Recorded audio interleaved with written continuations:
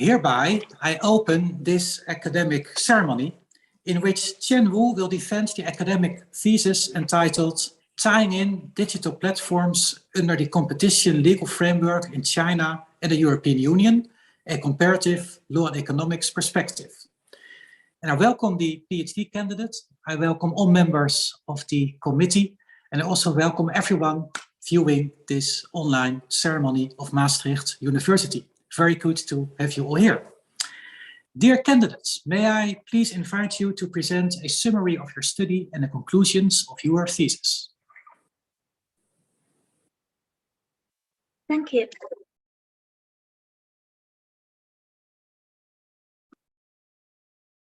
Dear all, welcome to my presentation on my PhD defense, tying in digital platforms under the competition legal framework in China and the EU, a comparative law and economics perspective. This presentation contains the background, methodology, and research questions, main findings, and contributions. First, let me begin by sharing with the background. Tying is a very common practice in our daily life. It refers to the case in which a consumer who wants to buy a product is required to buy another product. The product that the consumer wants to buy is called the tying product, and the product that is forced to buy is called the tied product. If tying is employed by a dominant undertaking, this may trigger anti-competitive concerns because the consumers may be deprived of the chance to gain the access to better products in a tight product market. However, the combination provision of both products may bring in added values and functionalities for consumers at the same time. In front of these controversies, both China and the EU seemingly have taken different approaches. In China, when Tencent tied its QQ instant messaging software with QQ Doctor, the Supreme People's Court held that Tencent was found not in breach of competition law, but in the EU, the Commission fined Google over 4 billion euros for tying its Play Store with Google Search. So confronted with these controversies in academic debate and differences in competition practices, this thesis examines, confronted with these challenges of the coexistence of both effects, how can illegal tying be distinguished from legal practices? It will first apply the economic analysis. Chapter 4 explores the economic analysis of tying in digital platforms, illustrating both these two kinds of effects. And then it will conduct the comparative law and economic analysis. Chapter 5 and Chapter 6 respectively conducts a law and economic analysis of tying in digital platform in China and the EU, exploring to what extent economic theories of both effects have affected tying rules in China and the EU. Then it will do the comparative law and economic analysis to examine the similarities and differences, the law and economic explanations for these similarities and differences, as well as how China and the EU can improve the current assessment framework to distinguish the legal practices and illegal practices. Now, we will come to the main findings from economic analysis. In general, both these two kinds of effects may be significant and coexist at the same time.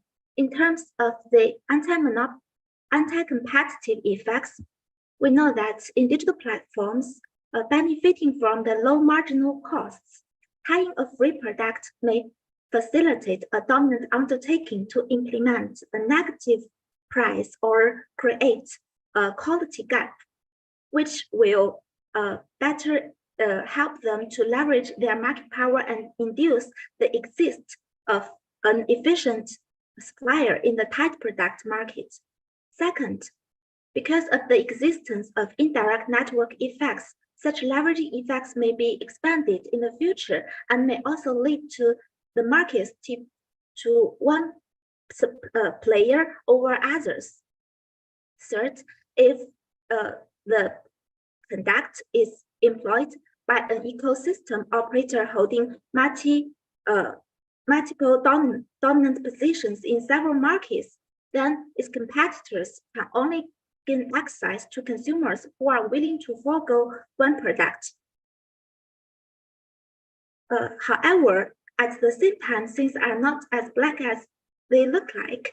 If consumers can match at home different products or can switch to another product, such anti-competitive effects may be largely countervailed.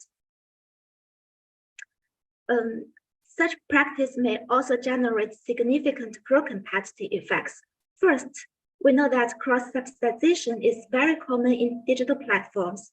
Tying a free product may facilitate the supplier to subsidize content to attract more consumers on one side, and this may attract more advertisers on the other side, so that they can induce better cooperation between different sides. Second, tying another product may also lead to cost-saving efficiencies, including the reduction of production costs, distribution costs, and consumer search costs. The combination provision of products may also lead to quality improvement when technological integrations can bring in more values for consumers. After the economic analysis, we will look at the economic implications from those findings. First, we need to choose a proper benchmark for the assessment of consumer welfare. How tying will affect the consumer welfare. Two potential interpretations are consumer choice and consumer class. This thesis suggests that consumer choice may not be a reliable benchmark because denying consumers the choice of buying the tying product with the tied product is not necessarily bad, as we discussed before. So applying this interpretation may not be reliable.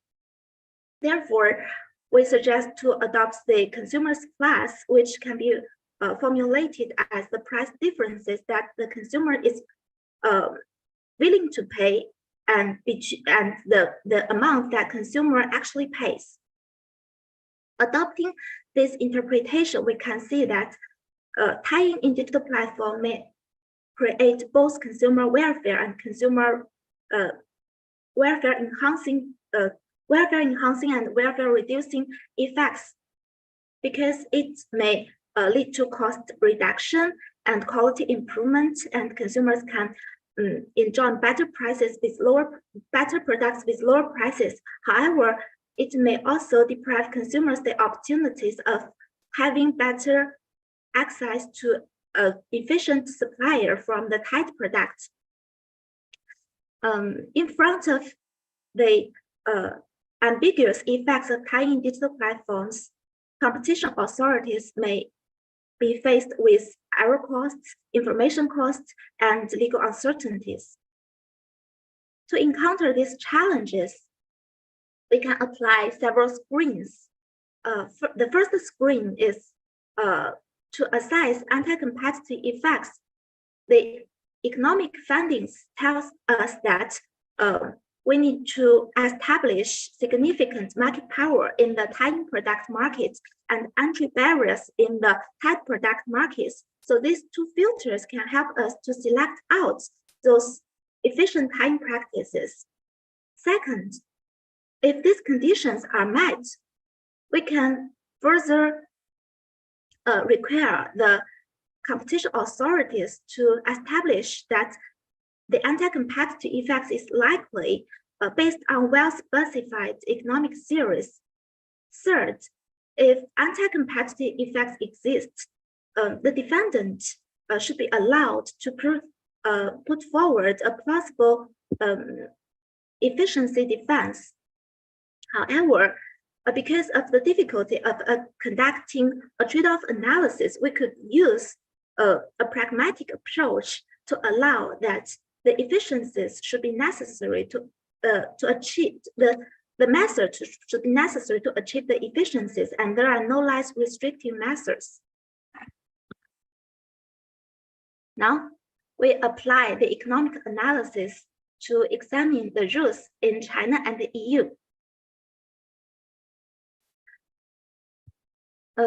With regard to the assessment of anti-competitive effects, even though consumer choice is not a reliable benchmark, both China and the EU tend to adopt such benchmark to allow competition authorities to deduce consumer harm without explicitly considering countervailing effects and incorporating a full-fledged economic analysis.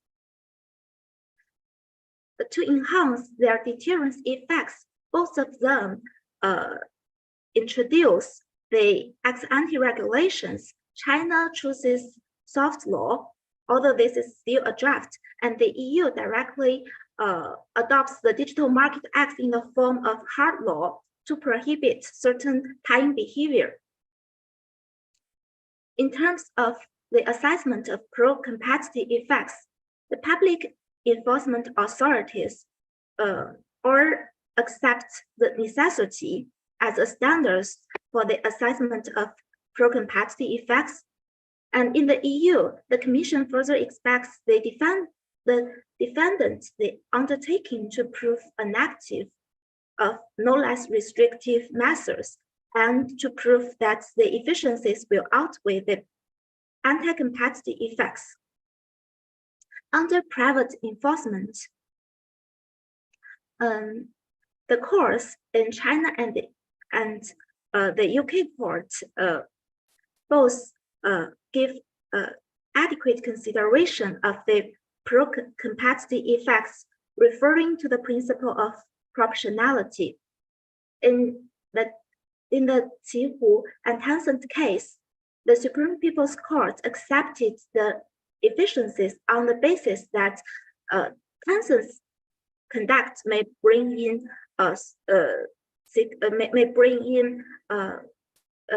added values for consumers. And the UK High Court, even though they also follow the Commission's necessity standards, assessed the proportionality of the restrictive measures and argued that such measures should not impose unreasonable burden on Google. So to compare their similarities and differences, we could say that public enforcement are following a pragmatic approach, while the private enforcement reminds us the importance of achieving a balance between the pragmatism and proportionality. Based on the economic analysis developed in this thesis, we propose the structure test to achieve a balance between flexibility and legal certainty in the assessment of anti-competitive effects. And this test can be incorporated in the form of guidelines. In the assessment of pro-competitive effects, this thesis suggests that the EU should accept reasonable standards so that the pro-competitive effects is still possible to be justified. In terms of the ex-ante regulation, considering that tying in digital platform may generate significant pro-competitive effects, the ex-ante regulation is recommendable to be adopted in the form of soft law.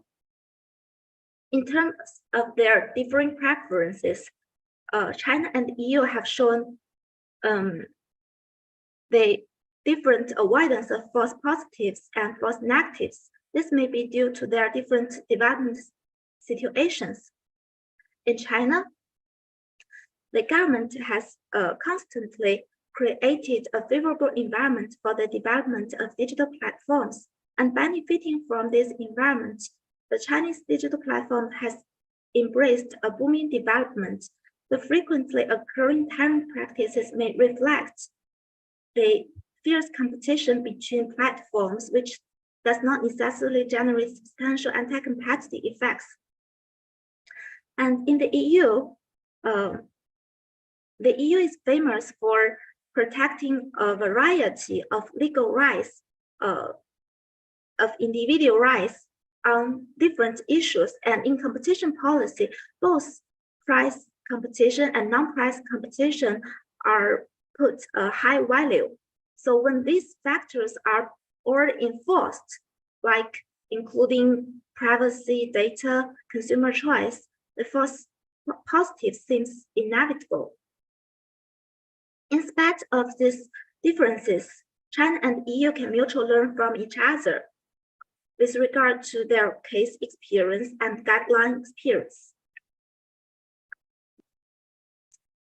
Now we will land on the contributions. Different from pure economic and legal analysis, this thesis adopts an integrated law and economic analysis. It first provides an up-to-date economic findings of the relevant series, and then it applies this economic series to competition practices, applying this objective benchmark. Thus, it bridges the gap between economic theory and competition practices, China and the EU. That's my presentation. Thanks a lot for your attention, your listening, and your time with much support over the past years.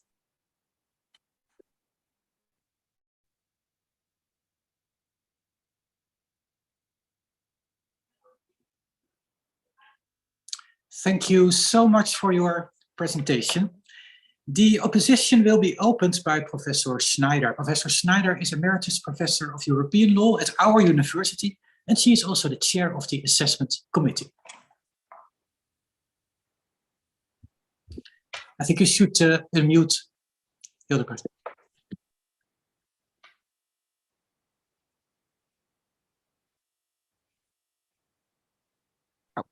Thank you very much. I'm sorry. Thank you very much, dear candidate, for your presentation, but also for the book. And I really enjoyed reading your book because it's very well structured. And I would like to compliment you as well, how you dealt with our comments, because I think the book has even improved since you received our comments, and I think you have taken them very seriously. So I really would like to compliment you on this. And it's a very topical and interesting issue, and topical it is specifically also for me from a European law perspective, of course, because during you finished your PhD manuscript and now the defense, even we are awaiting that the regulation of the Digital Market Act will really enter into force in the sense of being effective in May this year. So my question also, as you might have expected, concerns Chapter 6. And I have the feeling, and also a little bit now again in your introduction, that your preference goes less to a very legislative approach in as the EU is chosen with concerning the digital platforms under ex-ante regulation, while you would prefer the Chinese approach on the more soft law approach. Now, what you said also in your proposition 6 is that this approach, which is a very rigorous level of public enforcement to deter anti-competitive effects of tying, it's proposition 6, would lead perhaps to pro-competitive effects may be overlooked. Now, I was reading your book again, and you mentioned that also in your conclusion to Chapter 6. But what did not come very clear for me, and there I would like to challenge you, is what are now the possible pro-competitive effects which, by having an ex-ante control, would be overlooked and could be endangered. So could you further elaborate this, because I was looking for more explicit examples where this could be the case. Thank you.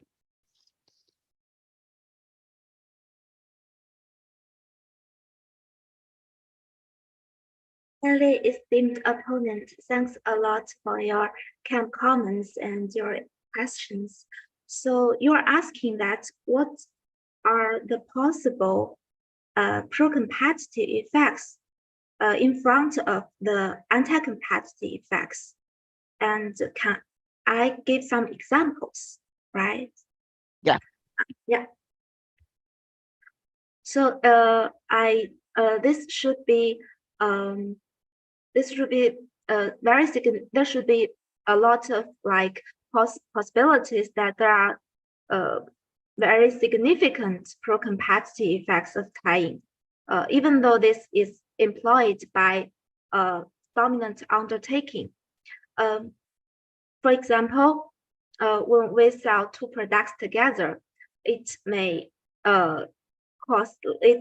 reduce the production costs, and the digital platforms can use their commercial data to better know our preferences and provide us the advertisements, more informative advertisements that we need. And at the same time, it may provide us the products that we need directly. So this can benefit us.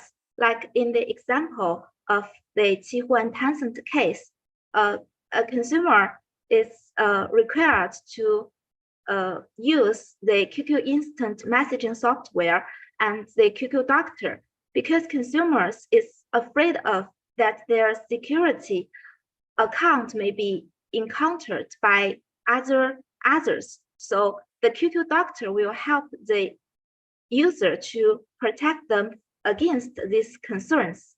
But is this, excuse me, candidate, if I interrupt you here, but is this really the case if we talk on the enormous number and amount of data which are now in the hands of digital platforms? I mean, is the abuse not more likely than the economic effects which you mentioned today?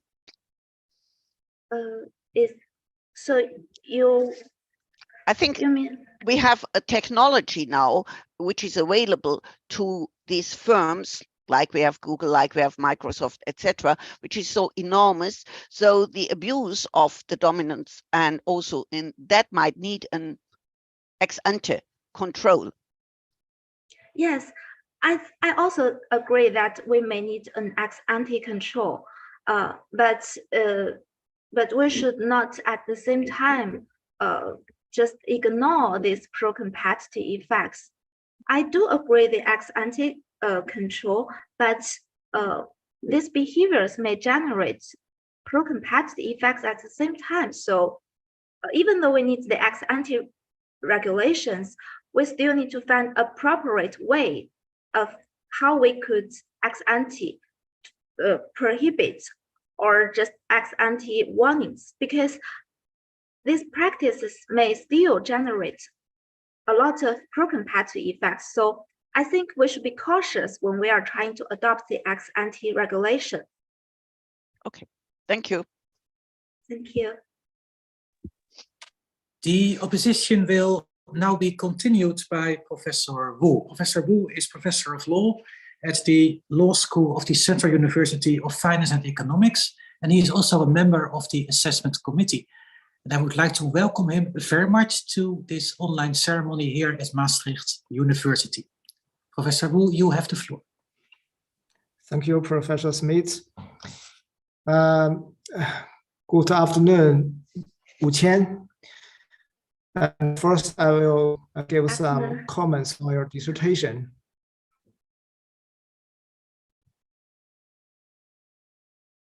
So I think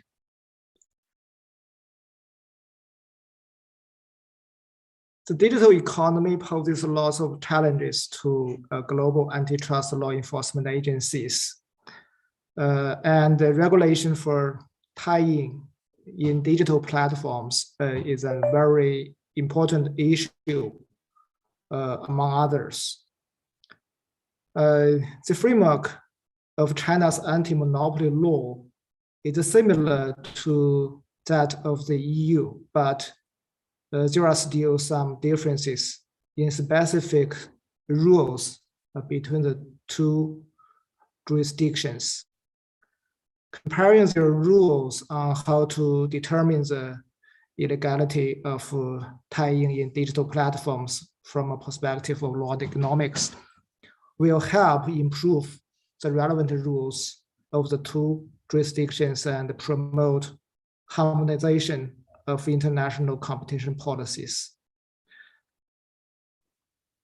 And your dissertation summarizes and introduces the economic theories of tying digital platform and tying in digital platforms, and explores the rules of law and economic analysis for tying in digital platforms in EU and China.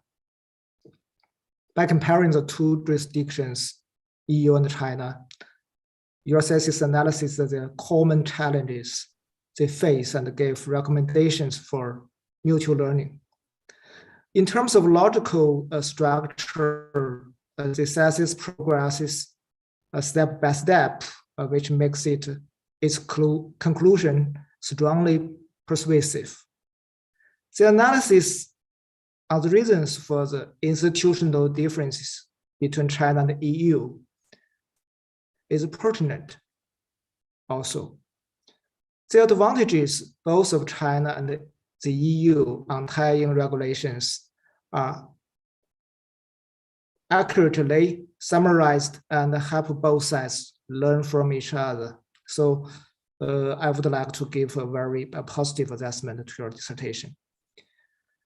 This dissertation noticed that China's competition authority has adopted the necessity criteria when assessing the justifications for tying by platform operators.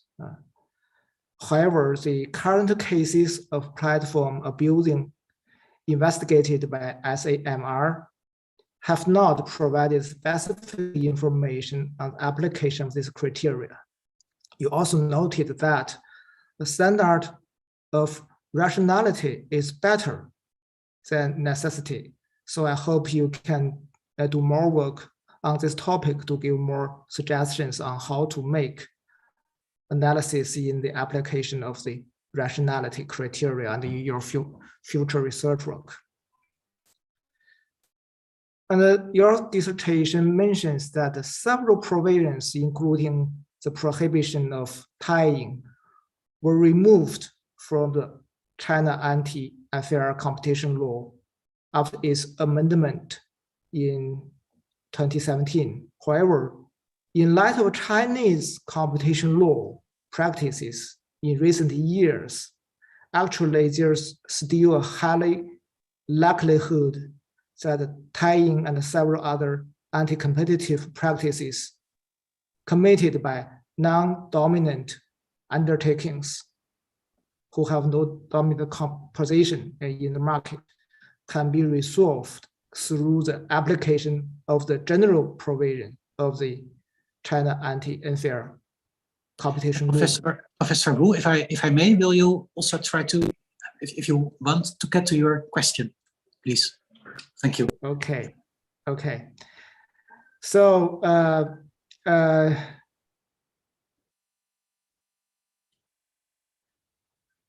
and in recently, that China is proposed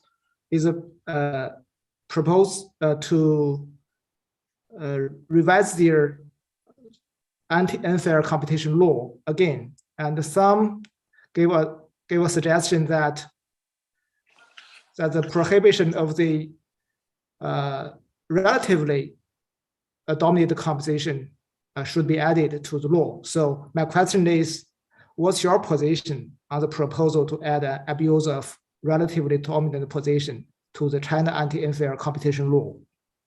Thank you.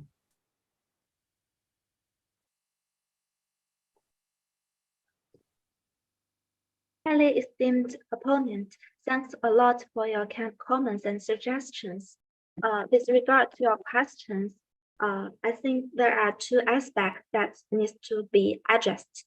First, the legislative purpose of the anti-unfair competition law and the anti-monopoly law are different.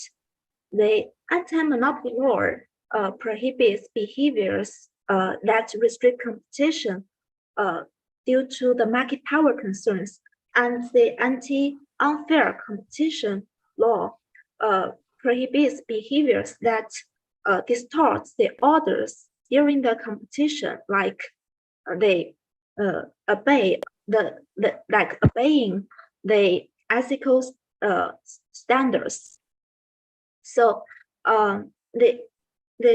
if tying is employed by a non-dominant undertakings that have relatively competitive advantage instead of a dominant position, this is still a problem that needs to be addressed under the anti-monopoly law, because this relates to the concerns induced by market power concerns. So if this clause is adopted into the anti-unfair competition law, this may cause a problem of the this may trigger the controversies in different systems that may generate a lot of further problems regarding to their legislative purpose. And second, even in the anti-monopoly law legal framework, the abusive behaviors by non-dominant undertakings with the relatively competitive dominant position is still disputed and highly disputed, and like sufficient economic analysis. Even though that in few cases where the dominant position can be difficult to establish,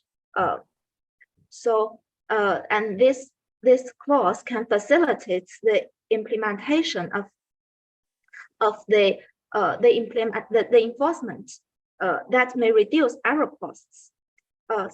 The introduction of such clause may also cause legal uncertainties that may reduce the future incentives of competitors. So the costs may outweigh the benefit. Therefore, I do not agree that such clause is adopted into the anti-unfair competition law. Thanks a lot. Thank you so much. The opposition will now be continued by Professor Weber. Professor Weber is Professor of Law and Economics at the Erasmus University Rotterdam. And she's also a member of the Assessment Committee. And I would like to welcome also Professor Weber very much to Maastricht University today. Very good to have you. You have the floor. Thank you very much. Dear candidate, let me first of all congratulate you on your achievements. My question concerns the role of privacy policy tying in your analysis. Whereas traditionally tying was looked at indeed as the tying of two products by in essence only allowing consumers to jointly acquire them, one phenomenon of digital markets is the so-called privacy policy tying, whereby user data is indeed combined and used on various markets, kind of as a precondition for using products from, say, those two markets. On page 69, you indeed mentioned this form of tying as an expansion. However, I was missing a more explicit analysis of what it now really is that characterizes tying in digital markets. So I would like to know how crucial you would say that privacy policy tying is on digital markets. Is it the rule? Is this the new tying? Or is it something different still? I look very much forward to your answer. Highly esteemed opponent, thanks a lot for your interesting question. Yeah, the privacy policy tying, this is a new phenomenon, but I don't think that this is a new kind of tying, because tying can still include this new kind of type. This is just, I think, the development because of the development of the digital economy and the important role of data. So the dominant undertakings, they can use the data to achieve this privacy policy tying. for example, they can require the consumers to accept all these clauses when these data clauses when they search on the internet. And this may create some concerns with regard to, like, they use data to employ tying and to leverage their market power. And this data is used just as a method, but this is not a new kind of type of tying.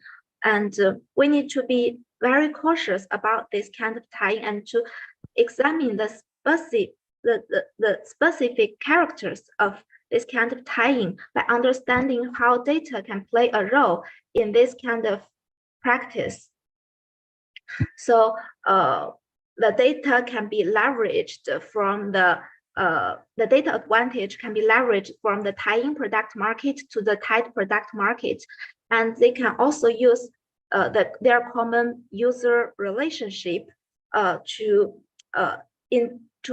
strengthen their market power in both markets. So data really facilitates this kind of tying, and but at the same time, this kind of practices may also generate significant pro-competitive effects, because the more data collected, then they can provide us with better products, and they can reduction the cost in commercialization, and they can provide more targeted advertising.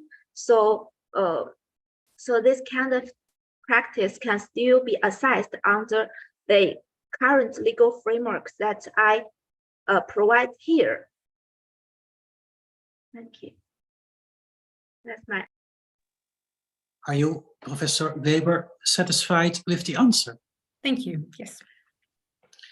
In that case, the opposition will be continued by Professor Kaufmann, who is Associate Professor of Consumer Law and Private Law at our university, and who is also a member of the Assessment Committee. Thank you, Mr. Pro-Rector. Dear candidates, dear John, we met for the first time in Changping, where you were a student at the China EU School of Law, and Professor Philipsen and I were teaching EU competition law. You did extremely well in that course, and I was happy to learn that you decided to pursue a PhD at Maastricht University. I was even more happy to see that you enjoyed the PhD track and worked with a lot of enthusiasm and dedication. The topic you chose was challenging tying in digital platforms, and you studied the topic from the perspective not only of EU law, but also of Chinese law, comparative law, and law and economics. As a teacher of comparative law, I was pleased to see that you covered all the stages required for a good comparative legal research. You gave a description of the existing and considered rules in the respective legal systems. You made a comparison highlighting similarities and differences between the legal systems. And finally, you gave an explanation of the similarities and differences. And my question relates to this last element, and in particular to your explanation of the differences. You argue that China's tolerant approach to tying reflects the fact that the digital revolution started later in China and that its GDP per capita is lower than in the EU. Therefore, China wants to facilitate the growth of the digital industry by providing a favorable legal climate. You also suggest that the frequent tying practices in China may reflect fierce competition between platform operators that benefits consumers. Regarding the EU, you argue that its more restrictive approach may be due to path dependency and a higher value placed on non-price related forms of competition, such as consumer choice, data, and innovation. I can see that the elements you put forward to explain the Chinese approach indeed played an important role. But I wonder whether the chosen approach, the Chinese chosen approach, is also the most effective. For instance, will China's less stringent approach to tying really benefit the continuous growth of the digital economy? Are the frequent tying practices really the result of fierce competition on the merits to the benefits of consumers? Or will they ultimately result in consumer detriment? And finally, would a stricter control of tying only affect non-price related forms of competition? Could it not also contribute to lower prices for consumers? I look forward to hearing your views on this.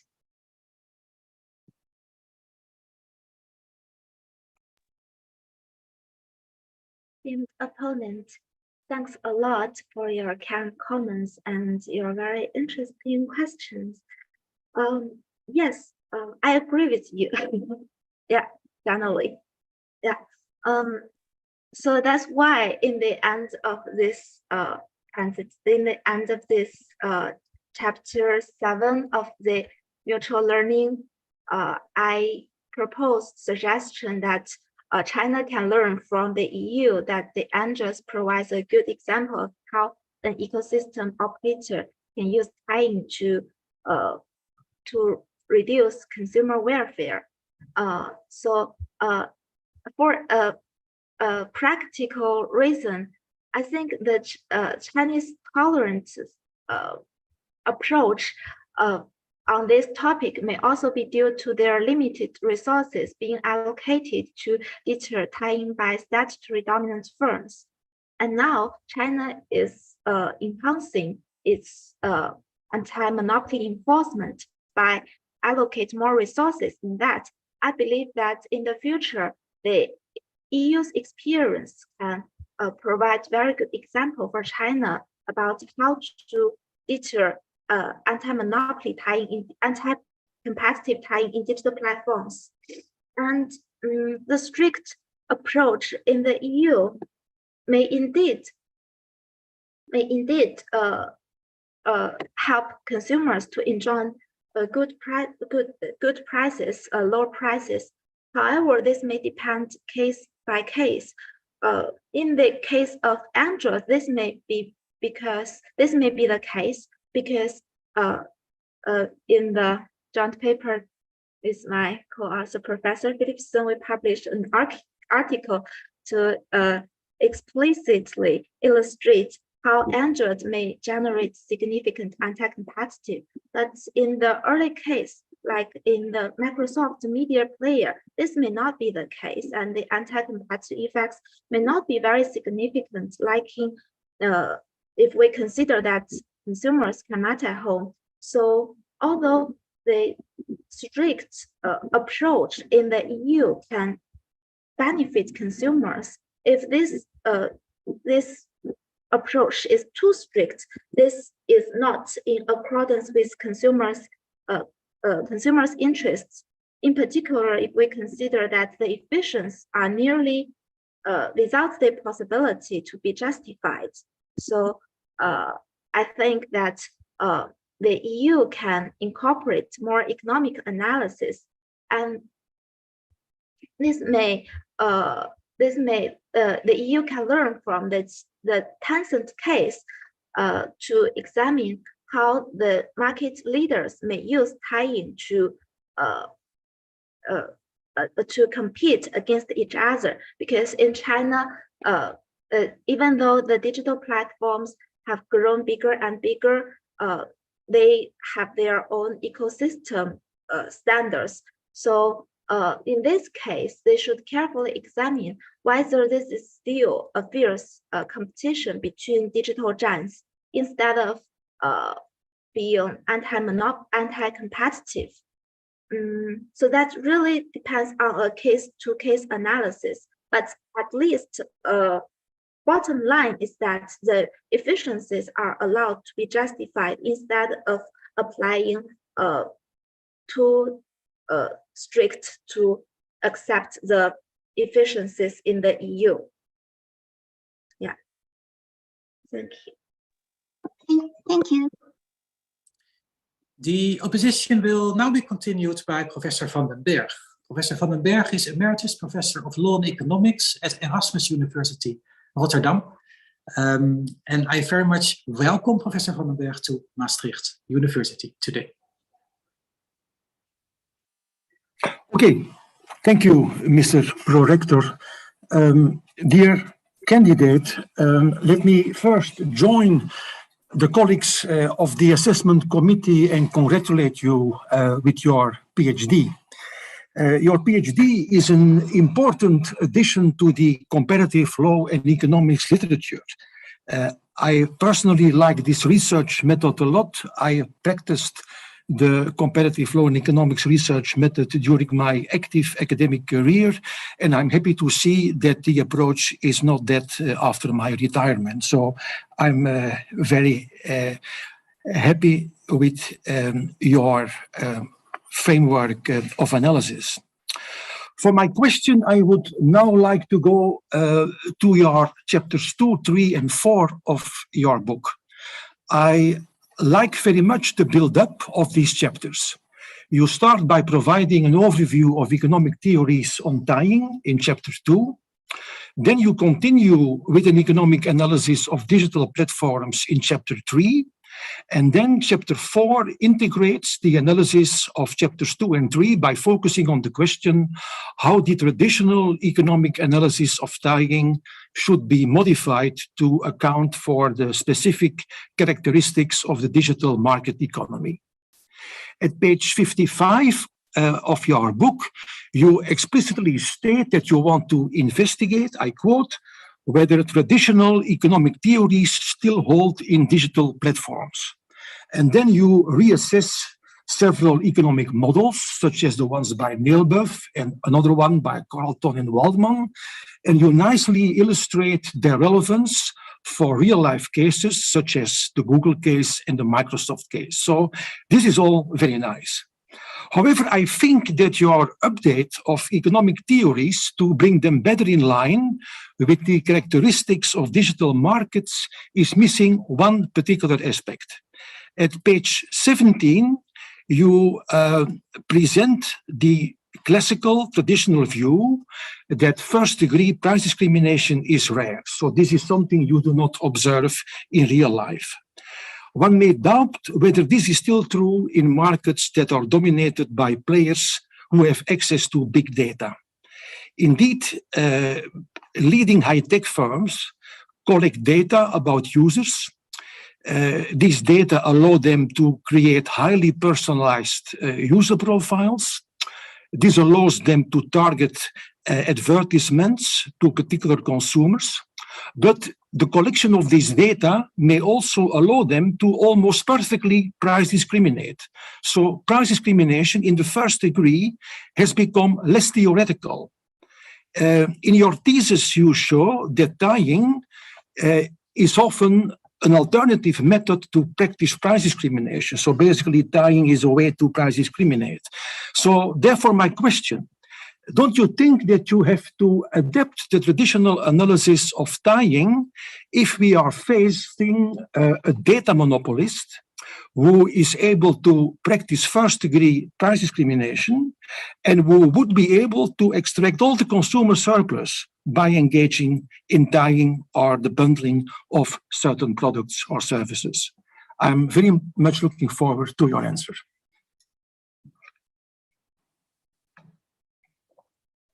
Highly esteemed opponent, thanks a lot for your very important reminder that I really should incorporate the price discrimination parts in digital platforms.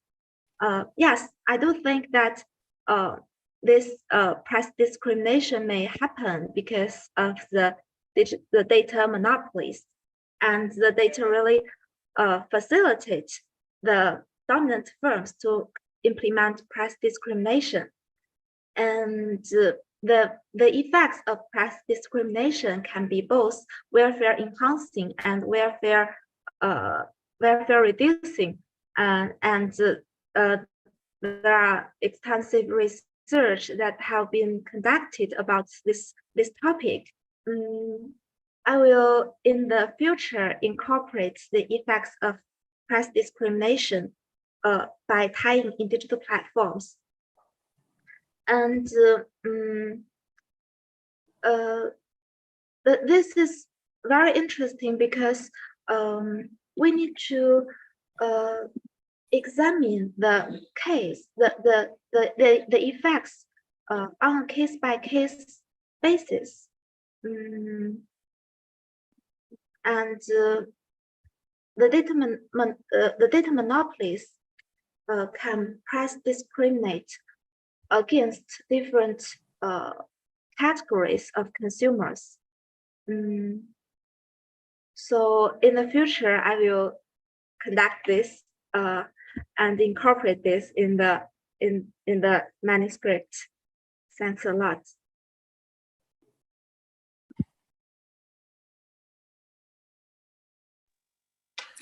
Professor Van den Berg, are you satisfied with the answer?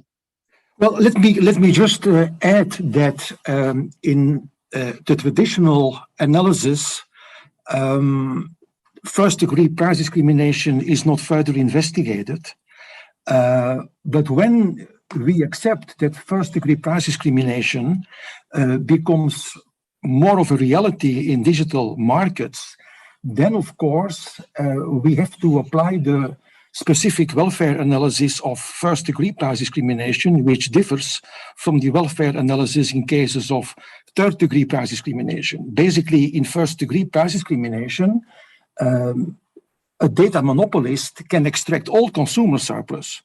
That may be an efficient outcome, but it may be an outcome that politicians do not want for equity reasons. And of course, in such a scenario, when the focus is on the equity and not on the efficiency, then this may be an argument why you would prefer ex-ante regulation instead of traditional competition policy. But of course, I'm happy to hear that the candidate is willing to further elaborate on this problem. And I hope that I've given a small hint as to how this analysis could be further expanded.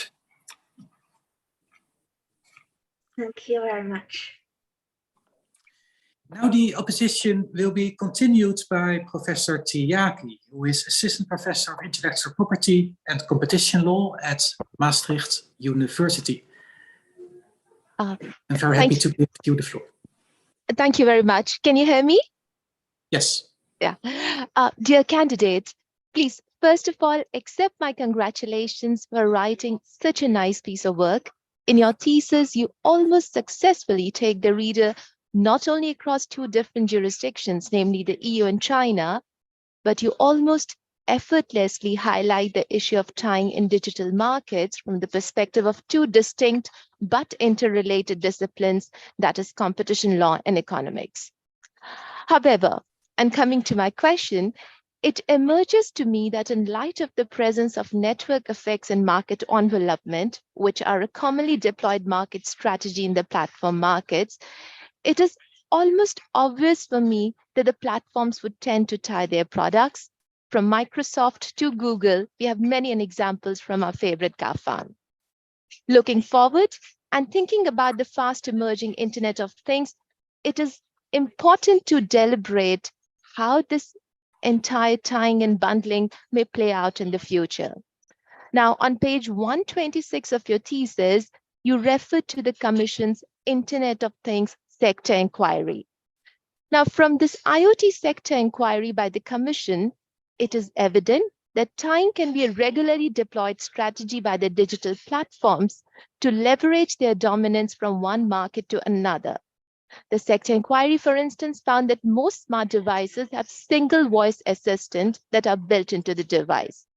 Now, coming on to the most substantive aspect, and as you mentioned, because in China, it's the 2021 China guidelines that handle this issue, they aim to prevent and stop monopolistic behavior in the platform economy and protect fair competition. The Digital Markets Act in the EU, on the other hand, seems to have a twofold objective. First, the regulation of the present-day gatekeepers, and second, making digital markets contestable. Against this entire background, my dear candidate, my question is, in your opinion, are the goals of the Digital Markets Act in the EU and the guidelines as we have in China, are they same or are they different? Because as I read it, whereas the DMA tries to make markets, digital markets contestable, the Chinese platform guidelines aim to prevent and stop monopolistic behavior in the platform economy and protect fair competition.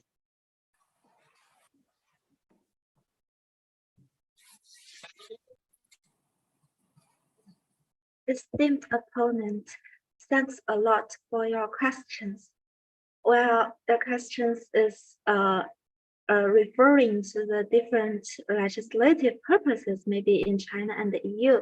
So that's why I do this economic analysis, because in economic analysis, we can use a benchmark that is just from the objective benchmark and consistent benchmark that will include both the anti-monopoly issues in China, in the platform guidelines, and also how the markets can be contestable in the Digital Markets Act. So that's why I apply this methodology that can bring China and the EU together to solve this problem. Yeah, that's my answer. Thank you.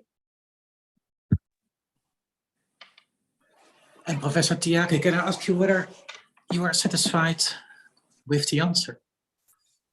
Yes, indeed. But if I can ask you one more normative question and how you intend to bring the two together. In the China, we followed a soft approach, which is in the form of guidelines. In the EU, we have a set of regulatory acts. Digital Markets Act is but one thread in this entire bundle, right? And there's a more systematic approach. And if I look at the language of the DMA, the language is making markets contestable. Now, contestable in the language of Baumol would mean, there could be dominance, but as long as market entry is possible, markets remain contestable. Prima facie, and that is why I have this question. If I look at the Chinese guidelines, they talk about preventing monopolistic position. So in that sense, I think the goals to me, at least normatively, seem slightly different. And therefore, my thought was a little bit in the normative direction. If the foundations are different, then how do you see a convergence coming therein? Thank you.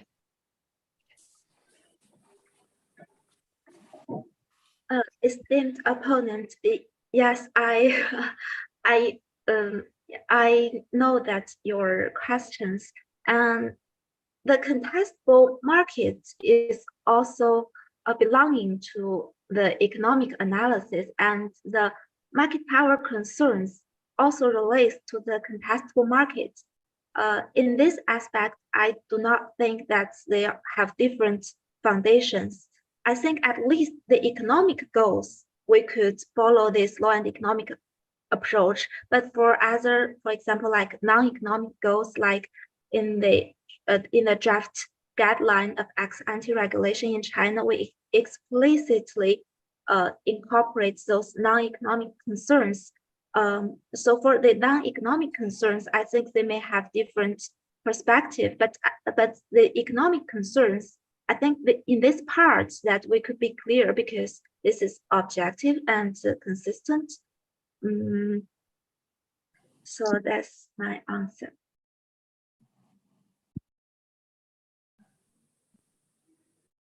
Thank you.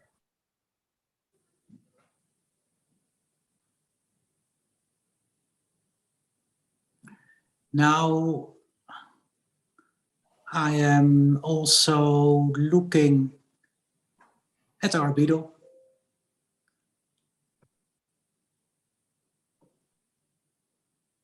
Laura asked Qian Wu, the time appointed for defending your thesis has passed. The decree committee will now withdraw to discuss the quality of your thesis and the quality of your defense. And I request that you and your company online await the results of our deliberations and our return in this room. Yeah.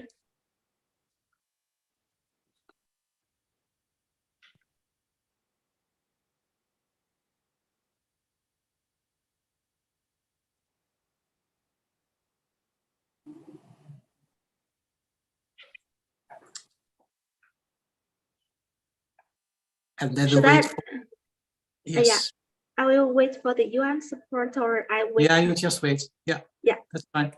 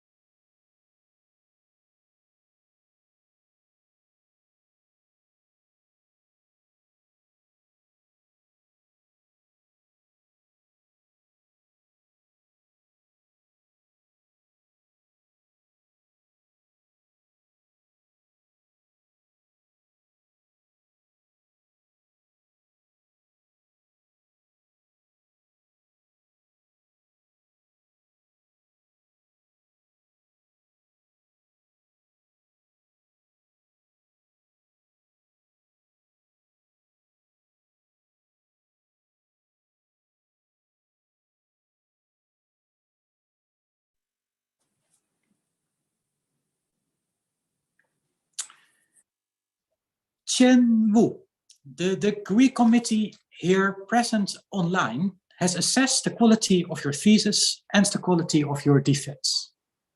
In view of its positive verdict and taken into account your previous qualifications, the degree committee has decided to grant you the degree of doctor. Professor Philipsen is authorized to confer upon you this academic distinction in accordance with Dutch university custom. And I now invite your supervisor to take the floor. Do you promise to work in accordance with the principles of scientific integrity at all times, to be careful and honest, transparent, independent, and responsible? Yes. By the authority vested in us by law and in conformity with the decision of the committee here present online, I hereby confer upon you, Qian Wu, the degree of doctor and grant you all rights attached by custom and law. As evidence of this, you will soon receive the degree certificate signed by the rector, the secretary, and the supervisors, affixed with the official seal of the university shown by the beadle. Here. I will now give the floor to my colleague, Professor Faure, for the laudatio. Dr. Wu, dear Qian, it is a true pleasure for me to be able now to formally call you Dr. Wu. It should be no surprise that you would do well as a doctoral student, given the fact that you have a very decent educational background. You first did a bachelor in law at the Zhongnan University of Economics and Law, and at the same university you also did a bachelor in finance and economics, thus obtaining a double bachelor degree in both economics and law, making you an ideal candidate for the famous economic approach to law. Now you moved to the world famous China University of Political Science and Law, CUPL, where you engaged in the China-Europe School of Law, CESL, finally providing you a master in European and International Law in August 2017 from the University of Hamburg, whereby, according to your CV, you ended in rank 1. In other words, the very best student out of 90 others. Meanwhile, you had been in contact with Professor Niels, who was teaching competition law in Beijing, and who was struck by this smart, active, bright student interested in the economic approach to competition law and policy. You handed in a proposal for CSC financing on tying in digital platforms under competition law, at that time still planning to do the EU, China, and the US. We gladly accepted your proposal, and it led to financing by CSC. You could start as a PhD student 1st of September 2018. Niels and I recall the many meetings with you, as they were always very lively. You would treat your supervisors very well, bribing us, at least in the pre-corona times, with wonderful tea and other gifts from China. But we were especially struck by the speed by which you wrote your chapters. After the introduction, we quickly got detailed economic analysis of tying in digital platforms, and you started to move out by participating, for example, in the Gertzensee seminars on law and economics, and in the meetings of the German Law and Economics Association. You participated in the course on economic analysis of law taught by Niels, where you obtained a 9 for your exam, once more confirming you're a brilliant student. You participated in many conferences and worked very systematically. Also, when you had particular problems, you provided us a long list with all the questions you had and also with the solutions that you proposed yourself. Niels and I were especially struck by the fact that you were so carried away by the economic approach to law that you started to believe so strong in the Chicago approach to competition, you became almost more Roman than Richard Posner himself, arguing that the market would solve most issues and that there was barely a reason for competition policy to intervene. Now, you were so enthusiastic that at the normative level, you thought that there was really doubt on whether competition policy had a lot of goal, except for exceptional cases. Of course, it was the task of your supervisors sometimes to reduce and limit your enthusiasm and to indicate that even though markets may work, under some circumstances, it could not harm to have some regulation to deal with market failures. And you were so kind and wise to listen to your supervisors. We continued receiving long emails from you, which were always sparkling with new ideas. For example, that you were very excited about China's fair competition review system. Now, you had various proposals to write papers, also beyond what you would do in the thesis. It led to papers written with Niels Philipsen, for example, on the economics of monopolies and tying, comparing Tencent and Android. And of course, also in those papers, one of the tasks of your co-author, Professor Philipsen, was to channel some of your enthusiasm into decent academic writing. Niels and I were always treated very kindly by you. I remember that in full Corona times, I received a thank you card from you, which of course I kept, where you wrote, I quote, "Dear Professor Faure, thank you a lot for your great contributions to the development of society. I wish you the best health and happiness forever," end of quote. I was amazed and very happy and surprised, as I was honestly never aware that I had greatly contributed to the development of society. But of course, I was flattered and pleased that you thought that I did so. Now, when Corona was finally over then, you returned to China, where you finished the thesis last summer. In other words, nicely within the 4 years period. Meanwhile, you took an academic position in Zhuhai, all the way in the south of China, undoubtedly continuing with many ideas for publications. Now, we are of course very happy with the excellent work that you have done. Tying is a complicated topic in economics, and we know that it is not always very clear whether tying is always to the detriment of consumers, as you nicely show, and therefore a detailed analysis was indicated, and that is exactly what you have provided. Now, you were also within the Metro Institute a clearly appreciated colleague. We know that many of your friends were always happy to join the activities like cooking, traveling, going out.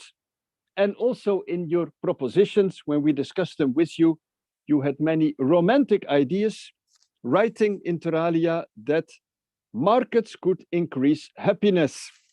Now, Niels and I saw so much romance in these propositions that we were convinced you would fall in love one day. But apparently you wanted to wait for true love upon your return to China. And indeed, you then would make sure that you would not only earn a doctoral, but also an MRS degree. And indeed, you have trained your future husband, Minhao Jia, very well, because he apparently was driving you all through China for the job hunt last December, finally leading to many offers from prestigious universities where you could accept the one from Zhuhai. Niels and I want to congratulate you once more on your achievement and thank you for an exciting collaboration during many years. Our discussions were always very lively, and you gave us many reasons to laugh, which is an important feature of life. We are sure that we will remain in touch. For now, we just wish you lots of luck in your academic career, and we wish you lots of romance and happiness within and outside of markets with your future husband, who will undoubtedly be very proud of you, Dr. Wu Qian.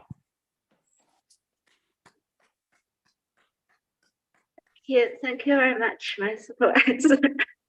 Dear Dr. Wu, also on behalf of Maastricht University and its Faculty of Law, many congratulations on the degree that you just acquired. Many congratulations also to your future husband and to your family and friends watching online. We all hope to see you back in Maastricht also very soon. I also like to congratulate your supervisors and I want to thank all the members of the committee present here during this ceremony. And I also like to thank everyone who watched this academic ceremony of our university online. Thank you so much for joining. And with this academic ceremony is ended.